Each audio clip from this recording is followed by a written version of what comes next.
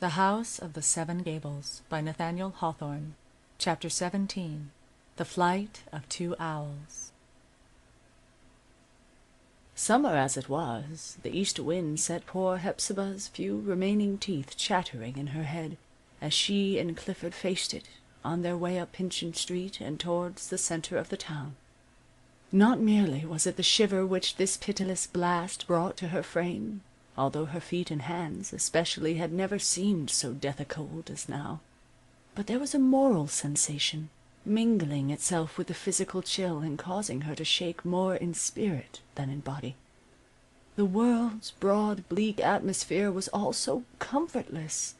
Such indeed is the impression which it makes on every new adventurer, even if he plunge into it while the warmest tide of life is bubbling through his veins. What, then, must it have been to Hepzibah and Clifford, so time-stricken as they were, yet so like children in their inexperience, as they left the doorstep, and passed from beneath the wide shelter of the Pyncheon elm? They were wandering all abroad, on precisely such a pilgrimage as a child often meditates, to the world's end, with perhaps a sixpence and a biscuit in his pocket. In Hepzibah's mind there was the wretched consciousness of being adrift. She had lost the faculty of self-guidance, but, in view of the difficulties around her, felt it hardly worth an effort to regain it, and was, moreover, incapable of making one. As they proceeded on their strange expedition, she now and then cast a look sidelong at Clifford, and could not but observe that he was possessed and swayed by a powerful excitement. It was this, indeed, that gave him the control which he had at once, and so irresistibly established over his movements. It not a little resembled the exhilaration of wine, or it might more fancifully be compared to a joyous piece of music, played with wild vivacity, but upon a disordered instrument. As the cracked, jarring note might always be heard, and as it jarred loudest amidst the loftiest exultation of the melody, so was there a continual quake through Clifford, causing him most to quiver, while he wore a triumphant smile, and seemed almost under a necessity to skip in his gait. They met few people abroad, even on passing from the retired neighborhood of the House of the Seven Gables into what was ordinarily the more thronged and busier portion of the town. Glistening sidewalks with little pools of rain here and there along their unequal surface, umbrellas displayed ostentatiously in the shop windows, as if the life of trade had concentrated itself in that one article, wet leaves of the horse-chestnut or elm trees, torn off untimely by the blast and scattered along the public way, an unsightly accumulation of mud in the middle of the street, which perversely grew the more unclean for its long and laborious washing. These were the more definable points of a very sombre picture. In the way of movement and human life, there was the hasty rattle of a cab or coach, its driver protected by a waterproof cap over his head and shoulders, the forlorn figure of an old man, who seemed to have crept out of some subterranean sewer, and was stooping along the kennel, and poking the wet rubbish with a stick in quest of rusty nails. A merchant or two at the door of the post-office, together with an editor and a miscellaneous politician, awaiting a dilatory mail.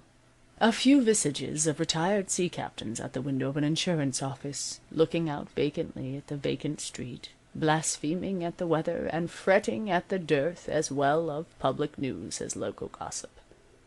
What a treasure trove to these venerable quidnuncs could they have guessed the secret which Hepzibah and Clifford were carrying along with them! But their two figures attracted hardly so much notice as that of a young girl who passed at the same instant, and happened to raise her skirt a trifle too high above her ankles. Had it been a sunny and cheerful day, they could hardly have gone through the streets without making themselves obnoxious to remark.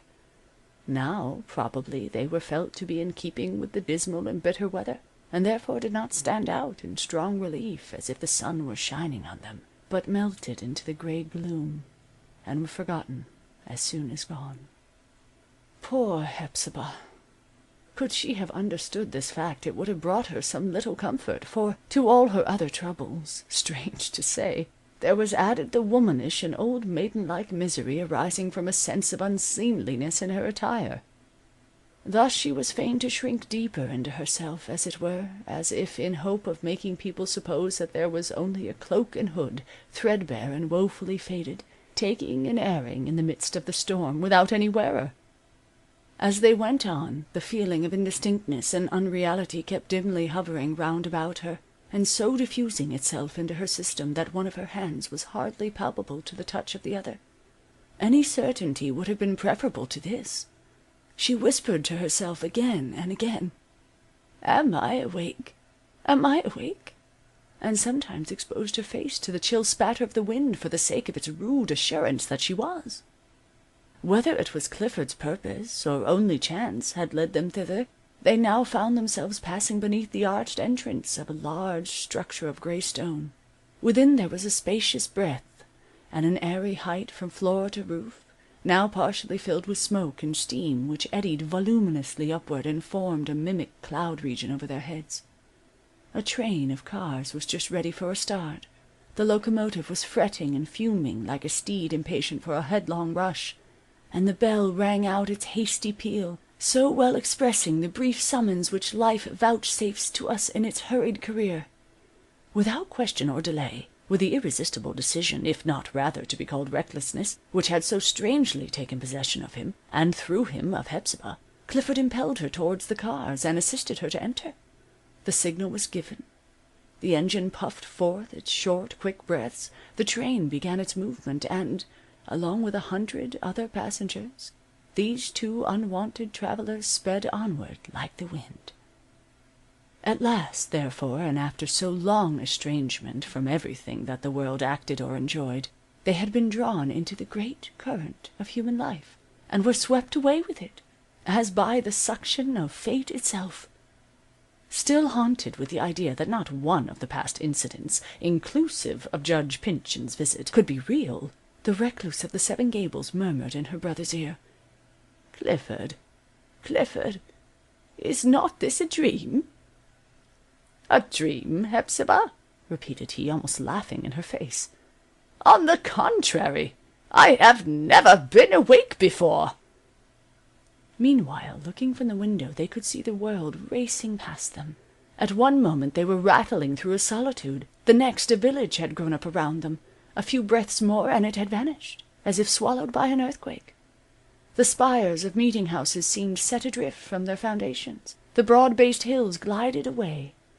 Everything was unfixed from its age-long rest, and moving at whirlwind speed in a direction opposite to their own. Within the car there was the usual interior life of the railroad, offering little to the observation of other passengers, but full of novelty for this pair of strangely enfranchised prisoners. It was novelty enough, indeed, that there were 50 human beings in close relation with them, under one long and narrow roof, and drawn onward by the same mighty influence that had taken their two selves into its grasp. It seemed marvelous how all these people could remain so quietly in their seats, while so much noisy strength was at work in their behalf. Some, with tickets in their hats, long travellers these, before whom lay 100 miles of railroad, had plunged into the English scenery and adventures of pamphlet novels, and were keeping company with dukes and earls. Others, whose briefer span forbade their devoting themselves to studies so abstruse, beguiled the little tedium of the way with penny papers. A party of girls and one young man, on opposite sides of the car, found huge amusement in a game of ball. They tossed it to and fro with peals of laughter that might be measured by mile lengths, for faster than the nimble ball could fly, the merry players fled unconsciously along, leaving the trail of their mirth afar behind, and ending their game under another sky than had witnessed its commencement. Boys with apples, cakes, candy, and rolls of variously tinctured lozenges, merchandise that reminded Hepzibah of her deserted shop, appeared at each momentary stopping-place, doing up their business in a hurry, or breaking it short off lest the market should ravish them away with it. New people continually entered. Old acquaintances, for such they soon grew to be in this rapid current of affairs, continually departed. Here and there, amid the rumble and the tumult, sat one asleep. Sleep, sport, business, graver or lighter study, and the common and inevitable movement onward. It was life itself. Clifford's naturally poignant sympathies were all aroused. He caught the color of what was passing about him, and threw it back more vividly than he received it, but mixed, nevertheless, with a lurid and portentous hue. Hepzibah, on the other hand, felt herself more apart from humankind than even in the seclusion which she had just quitted. "You are not happy, Hepzibah," said Clifford apart, in a tone of reproach. "You are thinking of that dismal old house, and of cousin Jaffrey." Here came the quake through him. "And of cousin Jaffrey, sitting there, all by himself. Take my advice, follow my example, and let such things slip aside. Here we are, in the world, Hepzibah, in the midst of life, in the throng of our fellow beings. Let you and I be happy as that youth and those pretty girls at their game of ball." Happy, thought Hepzibah, bitterly conscious at the word of her dull and heavy heart with the frozen pain in it. Happy, he is mad already, and if I could once feel myself broad awake, I should go mad too. If a fixed idea be madness, she was perhaps not remote from it. Fast and far as they had rattled and clattered along the iron track, they might just as well, as regarded Hepzibah's mental images, have been passing up and down Pyncheon Street, with miles and miles of varied scenery between. There was no scene for her save the 7 old gabled peaks, with their moss and the tuft of weeds in one of the angles, and the shop window, and a customer shaking the door, and compelling the little bell to jingle fiercely, but without disturbing Judge Pyncheon. This one old house was everywhere. It transported its great lumbering bulk with more than railroad speed, and set itself phlegmatically down on whatever spot she glanced at.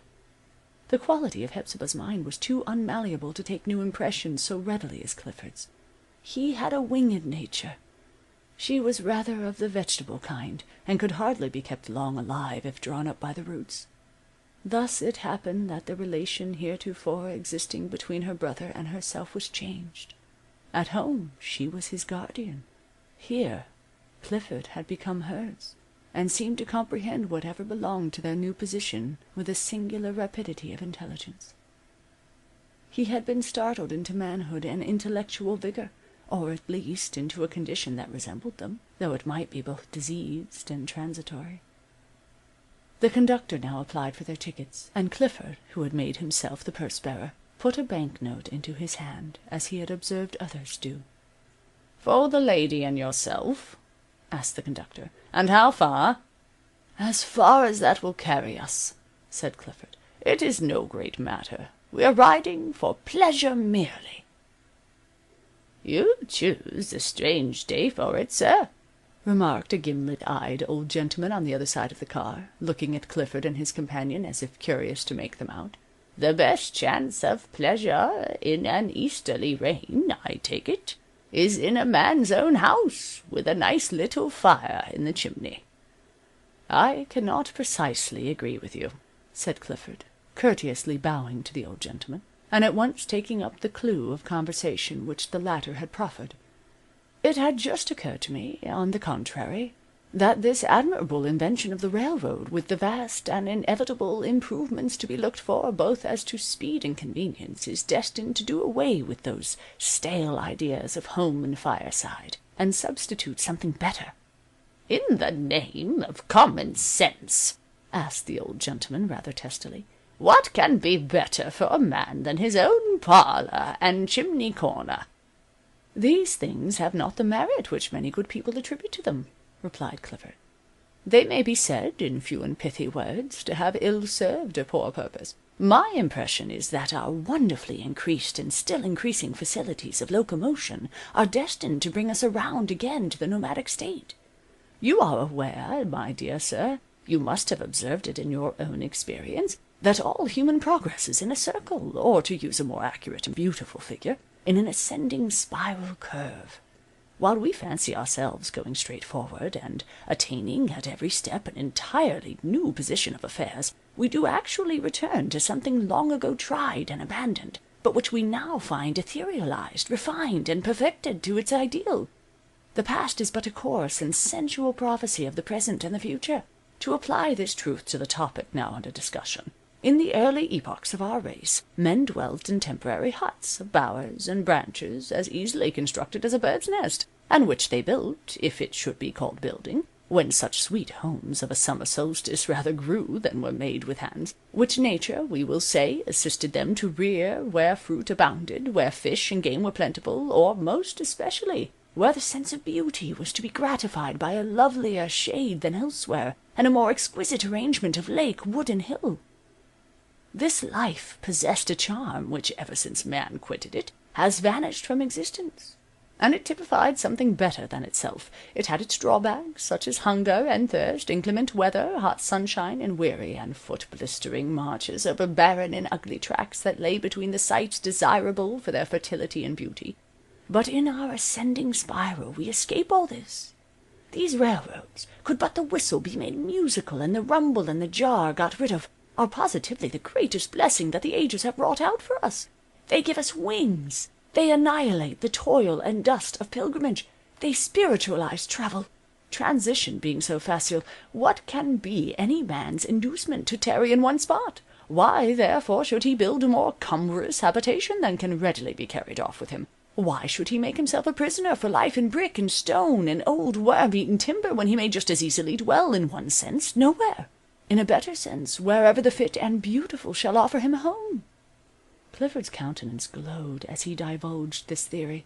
A youthful character shone out from within, converting the wrinkles and pallid duskiness of age into an almost transparent mask.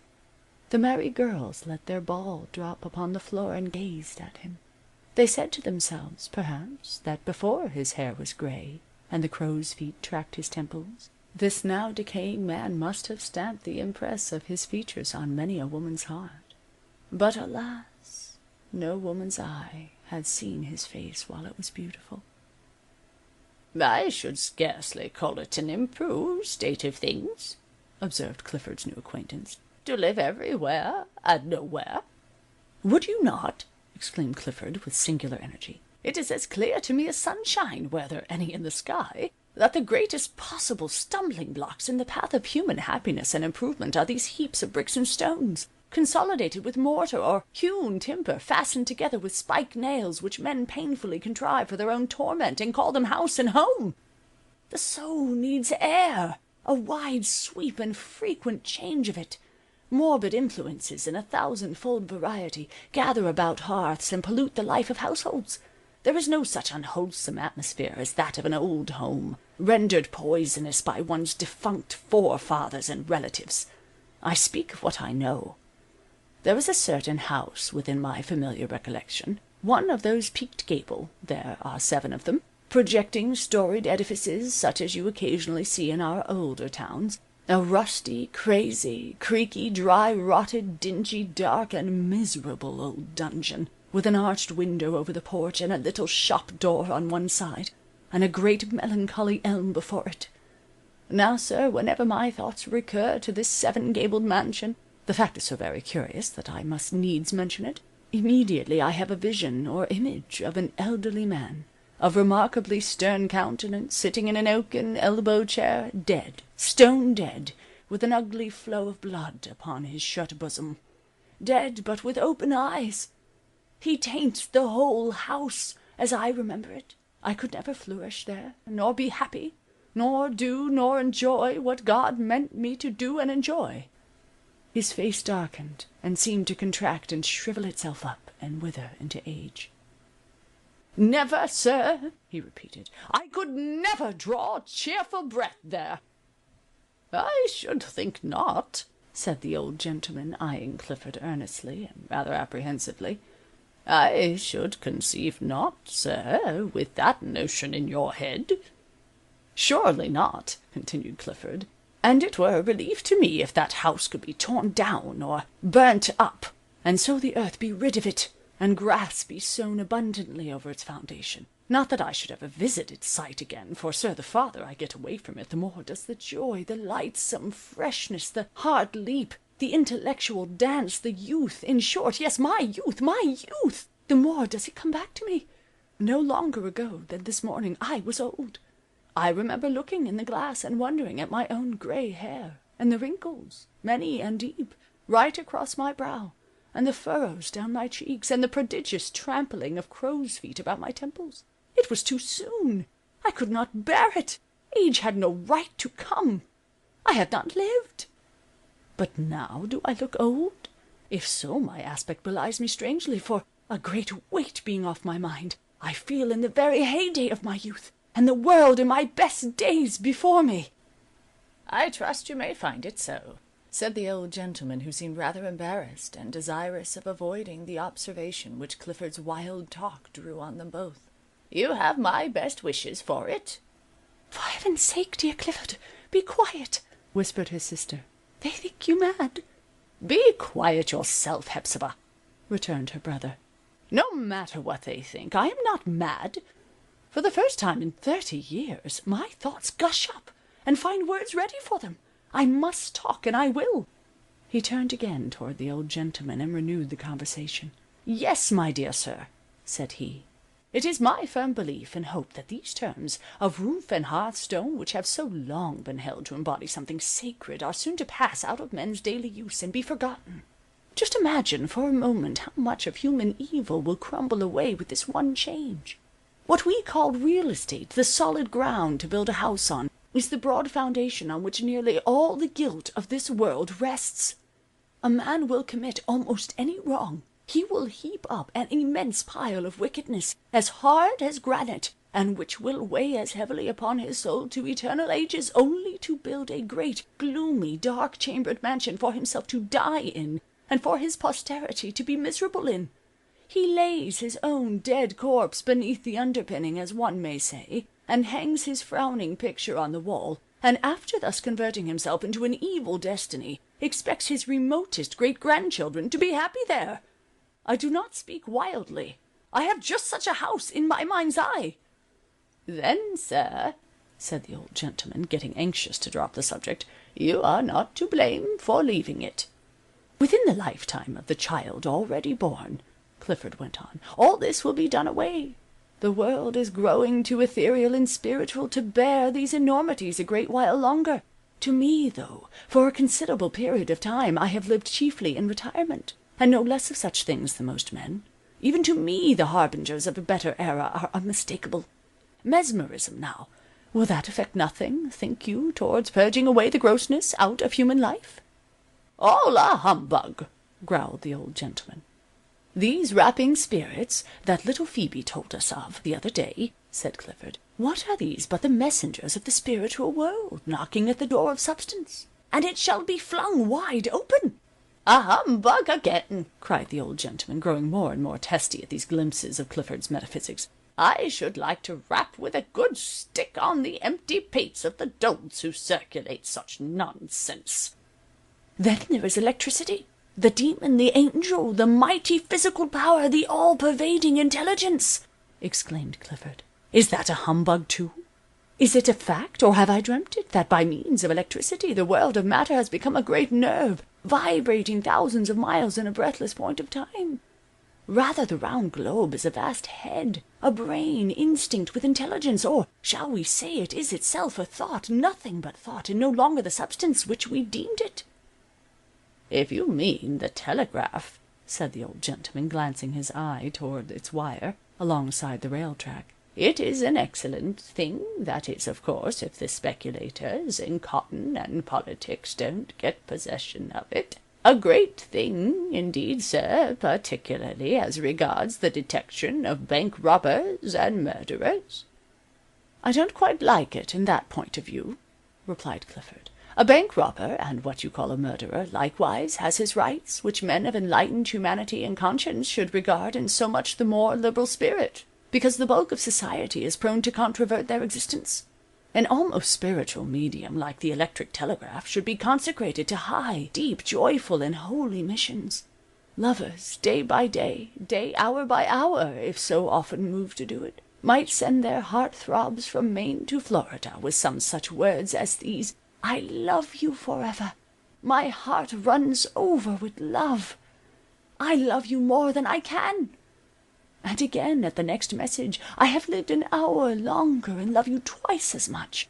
Or, when a good man has departed, his distant friend should be conscious of an electric thrill as from the world of happy spirits telling him, your dear friend is in bliss. Or to an absent husband should come tidings thus, an immortal being of whom you are the father has this moment come from God. And immediately its little voice would seem to have reached so far, and to be echoing in his heart, but for these poor rogues the bank robbers, who, after all, are about as honest as 9 people in 10, except that they disregard certain formalities, and prefer to transact business at midnight rather than change hours, and for these murderers, as you phrase it, who are often excusable in the motives of their deed, and deserve to be ranked among public benefactors, if we consider only its result, for unfortunate individuals like these, I really cannot applaud the enlistment of an immaterial and miraculous power in the universal world hunt at their heels." "You can't, eh?" cried the old gentleman with a hard look. "Positively no," answered Clifford. "It puts them too miserably at a disadvantage.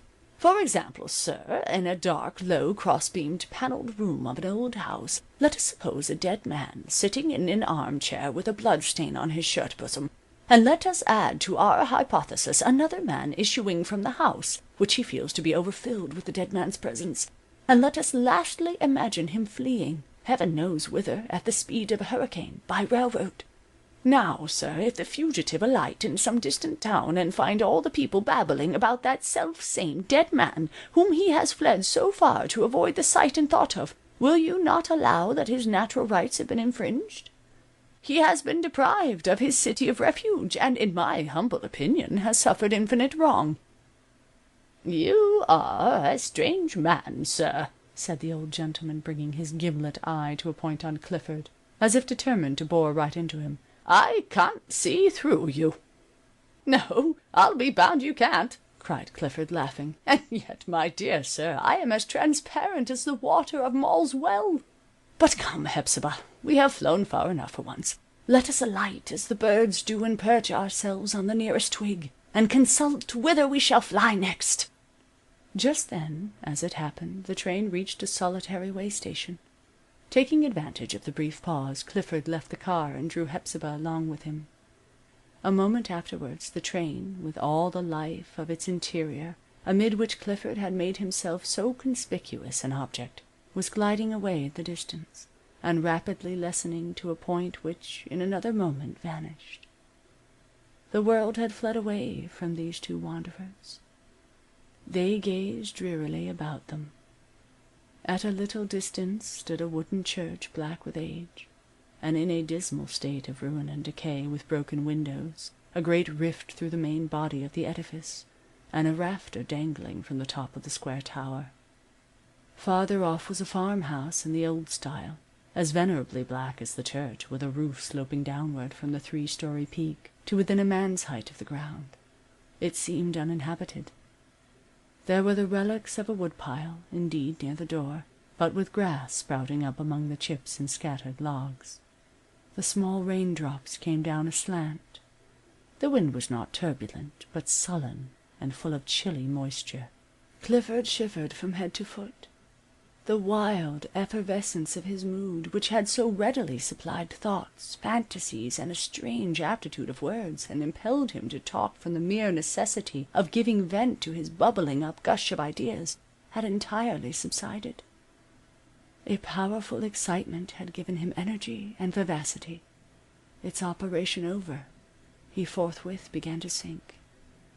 "You must take the lead now, Hepzibah," murmured he, with a torpid and reluctant utterance. "Do with me as you will." She knelt down upon the platform where they were standing, and lifted her clasped hands to the sky. The dull gray weight of clouds made it invisible, but it was no hour for disbelief, no juncture this to question that there was a sky above, and an almighty Father looking from it. "Oh, God!" ejaculated poor gaunt Hepzibah, then paused a moment to consider what her prayer should be. "O God, our Father, are we not thy children? Have mercy on us." End of chapter 17.